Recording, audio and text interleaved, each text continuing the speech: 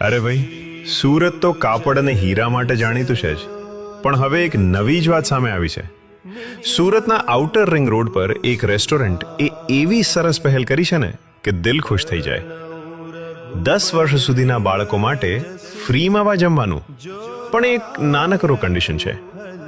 હનુમાન ચાલીસાનો પાઠ કરવો પડે.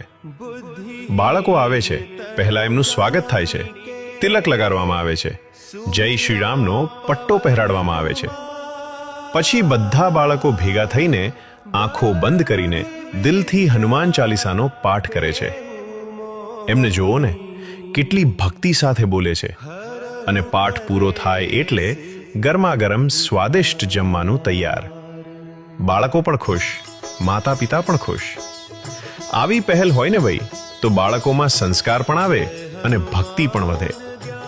ઘણા બાળકો તો ખાસ શીખીને અહીં આવે છે, માત્ર જમવા નહીં પણ ભક્તિ બતાવવા. ખરેખર આવી પહેલને સલામ કરવી જોઈએ.